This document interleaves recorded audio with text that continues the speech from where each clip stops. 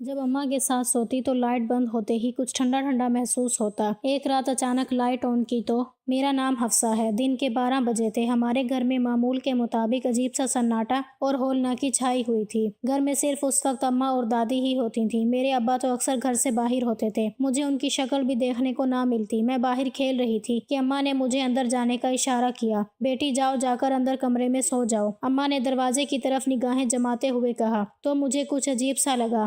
اماں کوئی آ رہا ہے کیا؟ میں نے تجسس سے پوچھا تو انہوں نے میرے منہ پر انگلی رکھ دی۔ کوئی نہیں آ رہا، جاؤ جا کر سو جاؤ، اماں نے مجھے کہا تو میں اندر والے کمرے کی طرف چلی آئی۔ تھوڑی دیر بستر پر لیٹنے کے بعد محسوس ہوا کہ باہر کچھ آوازیں آ رہی ہیں۔ نہ چاہتے ہوئے بھی مارے تجسس کے اٹھ کر کھڑی ہو گئی اور دروازے کے پاس آ گئی۔ دروازہ کھول کر باہر صحن میں دیکھا تو اماں کے پاس ایک آدمی بیٹھا ہوا تھا۔ اپنے حلیے سے یہ کوئی پیر فقیر لگتا تھا۔ میں نے دیکھا اس کے پاس ایک بڑا سا ٹوکرا تھا اور وہ اماں کے کافی قریب بیٹھا ہوا تھا۔ وہ اور اماں ایک دوسرے سے باتیں کر رہے تھے۔ میں ان کی باتیں سننے کی کوشش کر رہی تھی کہ اماں نے مجھے ڈانٹ کر کہا، ادھر کیا دیکھ رہی ہو؟ میں نے تمہیں کتنی بار کہا جا کر سو جاؤ۔ پھر میں دروازے سے نہ ہٹی تو ماں نے آ کر دروازہ خود ہی بند کر دیا اور مجھے اندر جانے کا حکم دیا۔ مجبوراً میں آ کر بستر پر لیٹ گئی۔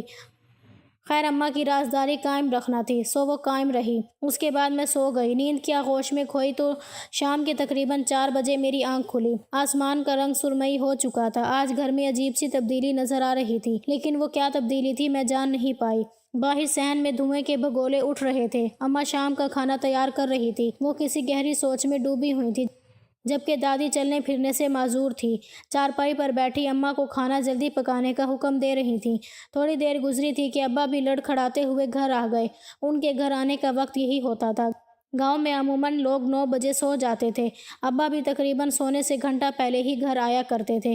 یہ تو ان کا معمول تھا۔ اماں کو میں نے کئی بار یہ کہتے ہوئے سنا تھا کہ ابا کو نشے کی عادت ہے، اسی لیے وہ گھر لیٹ آتے ہیں۔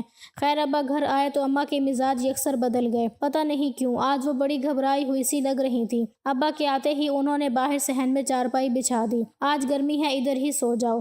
اماں کے کہنے کی دیر تھی کہ ابا چارپائی پر ڈھیر ہو گیا۔ اماں نے روٹی ان کے سامنے رکھی اور مجھے گھورنے لگی۔ یعنی اشارہ واضح تھا کہ میں بھی کھانا کھا کر اندر چلی جاؤں۔ مجھے آج سمجھ میں نہیں آ رہا تھا کہ اماں ہر وقت مجھے کمرے میں بند کیوں رکھنا چاہتی ہیں۔ خیر میں آ کر کمرے میں سونے کے لیے لیٹ گئی۔ تھوڑی دیر میں امی بھی فارغ ہو کر میرے پاس آ گئیں۔ انہوں نے آتے ہی کمرے کی بتی جلا دی۔ بیٹا آج تم یہیں سو جاؤ، انہوں نے شفقت سے میرے سر پر ہاتھ پھیرتے ہوئے کہا۔ ہاں امی، مجھے بھی اکیلے میں ڈر لگتا ہے، میں نے اپنی ماں سے لپٹتے ہوئے کہا۔ ایسے میں مجھے یوں لگا جیسے میرے پاؤں سے کوئی سرد سی چیز ٹکرا رہی ہو۔ اماں یہ ٹھنڈا ٹھنڈا کیا ہے؟ میں نے ماں سے پوچھا۔ کچھ نہیں ہے بیٹا، تو سو جا۔ اس کے بعد مجھے لگا جیسے کمرے میں کوئی کھٹ پٹ سی چیز موجود ہو، کچھ عجیب سا شور، کچھ ہلچل۔ اماں بتی جلا کر دیکھو، مجھے لگتا ہے کمرے میں چوہا ہے۔ ارے نہیں نہیں بٹیا، کچھ نہیں، تو سو جا، کہا ہے نا۔ اماں نے مجھے پیار سے بہلانا چاہا، لیکن میں اتنی آسانی سے ٹلنے والی نہیں تھی۔ خیر بڑی مشکلوں سے مجھے نیند آئی۔ صبح اٹھی تو گھر میں معمول سے بڑھ کر سناٹا تھا۔ ہمارا گھر تو پہلے ہی سائیں سائیں کرتا تھا۔ آج اٹھ کر دیکھا تو گھر سے اماں بھی غائب تھیں۔ کمرے میں کپڑے بکھرے ہوئے تھے، الماریوں کے پٹ کھلے ہوئے تھے، جبکہ کھڑکیاں دروازے احتیاط سے بند کر دیے گئے تھے۔ میں نے غور سے دیکھا، کمرے کی فرش پر عجیب طرح کی ایک کالک سی لگی ہوئی تھی۔ ایسا لگ رہا تھا کوئی کبڈی کھیل کر گیا ہو۔ باہر صحن کا بھی یہی حال تھا، ہر چیز بکھری ہوئی تھی۔ گھر کچھ عجیب سا لگ رہا تھا۔ ایک لمحے کو مجھے وحشت ہوئی۔ دادی تو معذور تھی، وہ ہر وقت چارپائی پر ہوتی تھیں۔ آج جا کر دیکھا تو وہ بھی کہیں نظر نہیں آ رہی تھیں۔ مجھے سخت حیرت ہوئی۔ میں اماں کا انتظار کرنے لگی۔ ابا تو صبح ہوتے ہی گھر سے نکل جاتے تھے۔ ڈر اس بات کا تھا کہ باہر کا دروازہ بھی کھلا ہوا تھا۔ اف خدایا، کوئی جنگلی جانور آ جاتا تو کیا ہوتا؟ میرے دل نے سوچا۔ جھٹ سے دروازہ بند کر دیا۔ میں اماں کا انتظار کرنے لگی۔ مجھے سخت بھوک لگی تھی۔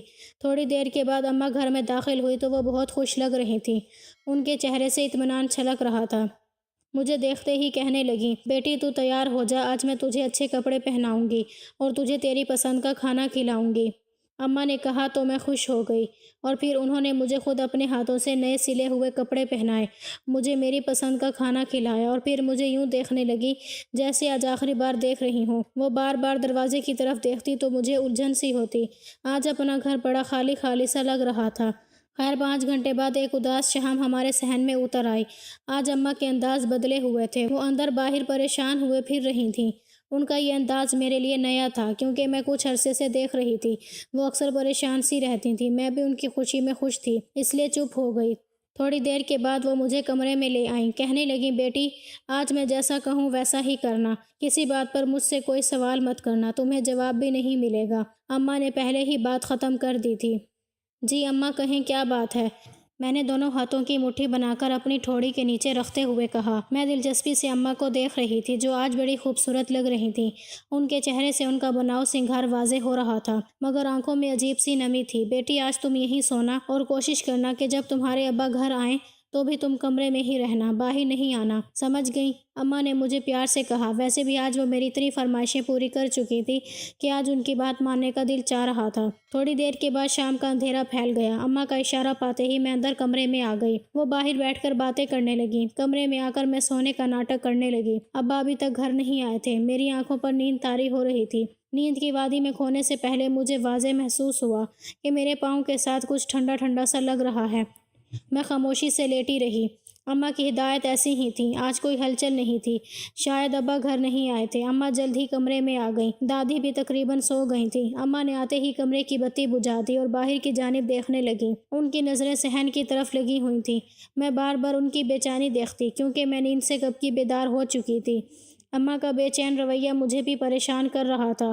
وہ مجھ سے کئی دنوں سے بات تک نہیں کر رہی تھیں یا شاید انہیں میری پریشانی کا اندازہ نہیں تھا۔ اسی سب کے بیچ میں مجھے نیند آ گئی اور میں نے آنکھیں موند لیں۔ ابھی مجھے سوئے ہوئے تھوڑی ہی دیر گزری تھی کہ کمرے کے اندر کسی کی آہٹ کا احساس ہوا۔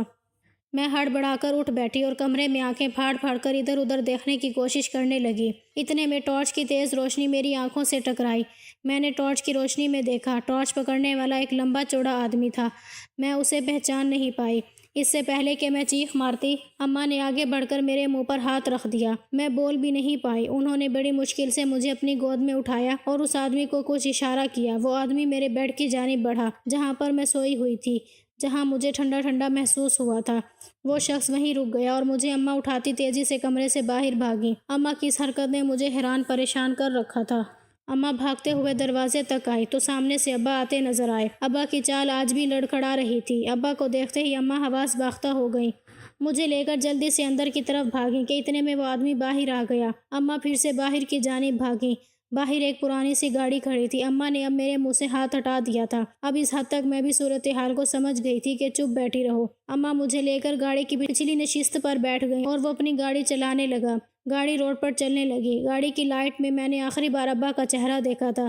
وہ شاید بھاگتے ہوئے ہماری گاڑی کی طرف آ رہے تھے، لیکن شاید وہ بہت پیچھے رہ گئے تھے۔ تقریباً 1 گھنٹہ گاڑی چلتی رہی۔ اس کے بعد ہم ایک تنگ سی گلی میں داخل ہو گئے۔ اب گاڑی کا اندر جانا مشکل تھا۔ تب وہ آدمی جیپ سے اترا اور اماں کو بھی اترنے کا کہا۔ اماں مجھے لے کر آگے آگے چلنے لگی۔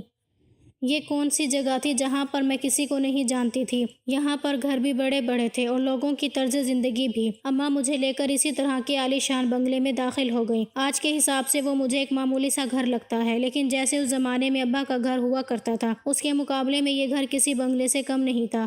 اب یہ رات کا آخری پہر ہوگا۔ ہم لوگ گھر کے اندر آئے تو اماں نے مجھے آتے ہی ایک نرم گرم بستر پر لٹا دیا جو اتنا ریشمی تھا کہ مجھے اس پر لیٹتے ہی نیند آ گئی۔ اس کے بعد مجھے کچھ ہوش نہیں رہا۔ صبح کو میری آنکھ کھلی تو اماں میرے پاس ہی بیٹھی ہوئی تھی۔ وہ مجھے غور سے دیکھ رہی تھی۔ اپنے پہلو میں اماں کو دیکھ کر سکون کا ایک احساس میرے دل میں اتر گیا۔ اماں ہم کہاں آ گئے ہیں؟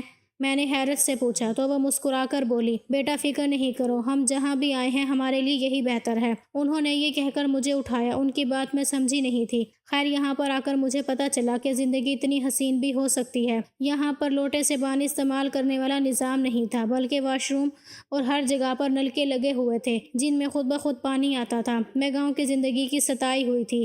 اگرچہ میری عمر اس وقت 10 سال تھی مگر پھر بھی میں زندگی کی آسائش کا لطف اٹھانے کی حیثیت رکھتی تھی۔ یہاں آ کر میں بہت خوش تھی۔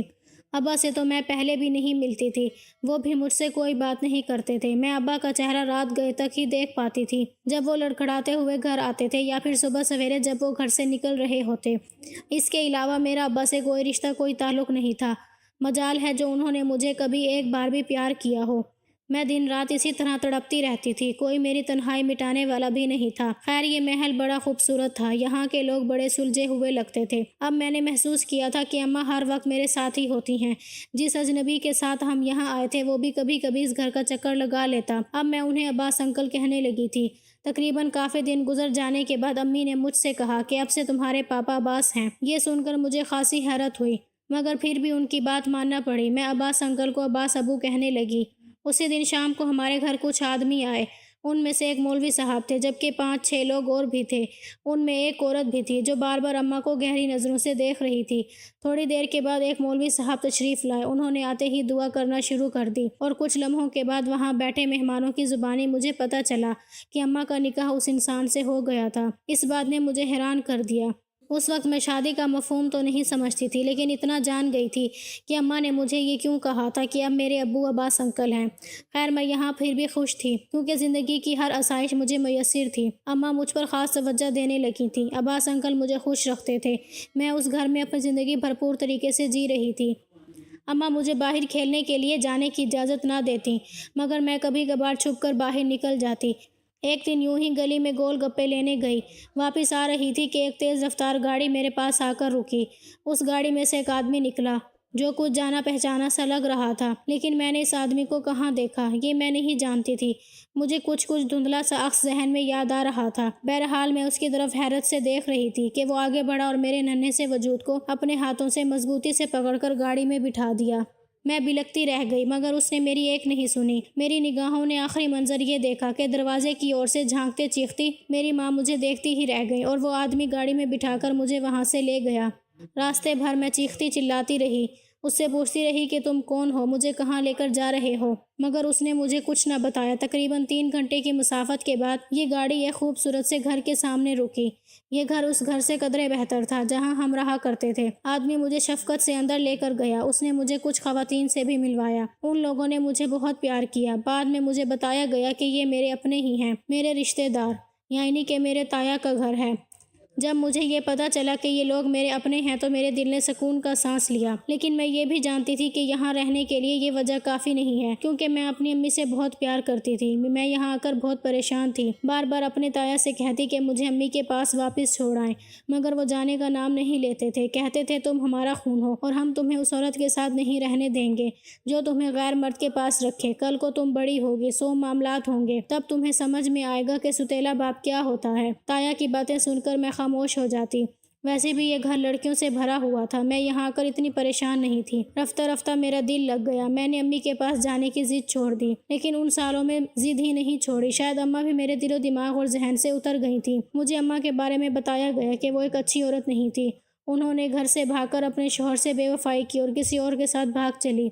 होना तो यही चाहे था कि वो अपनी माजूर सास और आवारा शौहर की खिदमत से उनका दिल जीतती, लेकिन उन्होंने तो अपनी अलग ही मस्जिद बना ली। ददियाल वालों की ये बातें सुनकर मेरे दिल में अम्मी के खिलाफ नफरत भर जाती। अब तो मैं उनका नाम भी लेना गवारा नहीं करती थी। उनके पास जाकर रहना तो दूर की बात थी। खैर, यूं ही दिन गुजरते गए। मैं 20 साल की हुई तो ताया ने मेरे रिश्ते की फिक्र पाल ली। हैरत की बात यह थी कि इस सब मामलात में मेरा बाप एक बार भी मुझसे मिलने नहीं आया था। ये बात अजियतनाक भी थी, मगर उससे ज़्यादा मुश्किल थी कि अगर मेरा ख़ानदान इतना ही अच्छा है तो मेरा बाप मुझसे मिलने क्यों नहीं आता। ये बात कई बार ताया से पूछी, उन्होंने कोई जवाब नहीं दिया। खैर, मेरी शादी हो गई और मैं कराची आ गई। मेरा आना जाना अक्सर ही घर लगा रहता था, क्योंकि मेरे शौहर जानते थे कि मैं अपने घर वालों के बगैर नहीं रह सकती।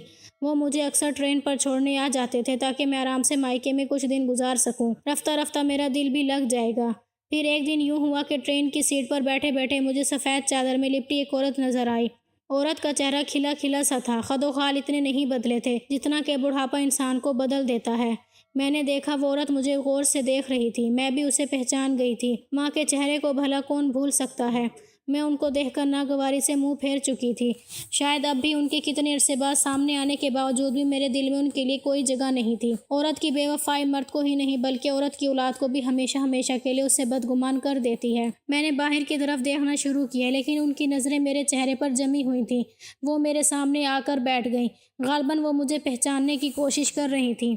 मैंने उन्हें कह दिया कि मैं आप पे कोई दिलचस्पी नहीं रखती। आपने जो अब्बू के साथ किया वो मैं कभी भूलूंगी नहीं, ना माफ़ करूंगी। मेरी बात सुनकर अम्मी ने मुझसे इल्तजा की। कहने लगी, तुम एक बार मेरी बात सुनो, इसके बाद तुम्हारा जो भी फैसला होगा वो मुझे कबूल होगा। اتنے عرصے بعد مجھے اپنی حقیقی ماں ٹرین میں ملی۔ اماں کے ساتھ گزرے وہ دن یاد آ گئے تو میں نے بھی ان کی بات سننے کی حامی بھر لی۔ تب انہوں نے مجھے بتایا کہ امی کی منگنی بچپن میں عباس نامی شخص سے ہو چکی تھی۔ عباس ابو کے قریبی رشتہ داروں میں سے تھے۔ یہ لوگ بھی کافی امیر تھے، لیکن پھر نہ جانے کیا ہوا کہ ابا نے خاندانی دشمنی کی آڑ میں آ کر معمولی سی بات پر رشتہ توڑ دیا۔ حالانکہ اس بات پر رشتہ توڑنا بنتا نہیں تھا۔ اس بات سے عباس اور میری امی بہت دل برداشت ہوئے۔ بچپن کی منگنی تھی، اپنا نام ایک دوسرے کے ساتھ جڑے ہمیشہ دیکھا تھا۔ اب اچانک یہ فیصلہ بدلنا کسی بھی طور پر کوئی منصفانہ بات نہیں تھی۔ بالآخر عباس کی غیر موجودگی میں اماں کی شادی ایک معمولی سے آدمی کے ساتھ کر دی گئی، جس کی ماں معذور تھی اور وہ خود شرابی تھا۔ یہ سب کچھ امی کے بھائیوں کی ملی بھگت تھی۔ امی کو جان کر ایسے گھر میں بیاہ دیا گیا جہاں سے وہ اپنی جائیداد کا حق کبھی نہ مانگ سکیں۔ ان کا شوہر اس قدر کمزور اور مریل تھا کہ اس کے ساتھ زندگی گزارنا ایک اذیت تھی۔ امی کے بقول ان کے شوہر نے انہیں کبھی خوش نہیں رکھا۔ وہ ہمیشہ نشہ کر کے گھر آتے تھے اور انہیں مار پیٹ بھی کرتے تھے۔ امی نے مشکل سے گزارا کیا۔ پھر ایک دن انہیں عباس مل گیا۔ عباس پھیری والے روپ میں ان کے گھر تک آ گیا تھا۔ عباس نے امی کو بتایا کہ وہ آج بھی ان سے اتنی ہی محبت کرتا ہے جتنی کہ شادی سے پہلے کرتا تھا۔ امی نے فیصلہ کرنے میں دیر اس لیے نہیں لگائی کیونکہ ان کی ازدواجی زندگی پہلے سے ہی بہت متاثر تھی۔ تبھی امی نے اپنے پرانے منگیتر کی پیشکش پر غور کیا اور پھر ابا کا گھر چھوڑنے کی ٹھانی۔ ان کے گھر کا سارا نظام ویسے بھی اماں ہی دیکھتی تھی۔ پھر وہ دن بھی آ گیا جب انہوں نے دھیرے دھیرے اپنا زیادہ تر قیمتی سامان اور اپنی ضروری اشیاء عباس کے ذریعے اس کے گھر میں منتقل کر دیں۔ اماں کے پاس زیورات والا صندوق بھی تھا جو انہوں نے سوچا کہ اگر وقت ملا تو یہ بھی لے بھاگوں گی، نہیں تو یہیں چھوڑ جاؤں گی۔ آخر یہ اماں کا حق تھا۔ تبھی اماں ابا کی نظروں سے بچنے کے لیے مجھے اپنے کمرے میں سلا لیتی اور ان کے اس ڈبے تک کوئی رسائی نہ کر سکے۔ اسے بیڈ کے نیچے چھپا دیتی تھی تاکہ اگر ابا پوچھے بھی تو وہ میرے سر ڈال دے کہ حفصہ نے اٹھایا تھا۔ ابا زیورات پر کڑی نظر رکھتے تھے کیونکہ وہ ہر ہفتے بیوی سے کوئی نہ کوئی چھوٹی موٹی چیز بیچ کر اپنے نشے کا بندوبست کرتے تھے۔ بھائیوں کی جانب سے امی کو یہی کول اثاثہ ملا تھا، وہ اسے یوں لٹا نہیں سکتی تھی۔ امی کی بات کرنے پر مجھے وہ واقعہ ہو بہو یاد آ گیا، میرے پاؤں میں اس ٹھنڈی چیز کا لگنا، پھر امی کا جاتے وقت عباس کو چیخ کر وہ ڈبہ اٹھانے کا کہنا، ہم لوگوں کا گاڑی میں بیٹھنا، وہ سارا منظر ہے، ابا کا لیٹ گھر آنا اور پھر تایا کی لالچی طبیعت، سب کچھ میرے ذہن میں چلنے لگا۔ عباس انکل نے مجھے بھی قبول کر لیا تھا اپنی بیٹی کے طور پر۔ یہ سب انہوں نے امی کی محبت میں کیا۔ اس کے بعد امی اور عباس اپنی زندگی نئی شروع کر چکے تھے۔ تب میرے تایا میں سے ایک نے مجھے دیکھا تو مجھے اٹھا کر لے گئے۔ اس بات کا افسوس مجھے بہت رہے گا کہ میں نے اپنی زندگی کے تقریباً 10 سال ایک ایسے گھر میں گزارے جو میری ماں کے خلاف تھا، ایک ایسا گھر جہاں میری ماں کو کبھی خوشیاں نہیں ملی، ایسے لوگ جنہوں نے میری ماں کے ساتھ ہمیشہ ظلم کیا۔ لیکن کیا کروں، اب تو میں اپنے ہی گھر کی ہو چکی ہوں، اپنی ماں کی کہانی سن کر انہیں دل سے معاف کر چکی ہوں، مگر پھر بھی میرا دل آج بھی مجھے ملامت کرتا ہے کہ میں اتنا عرصہ انہیں کیوں قصوروار سمجھتی رہی۔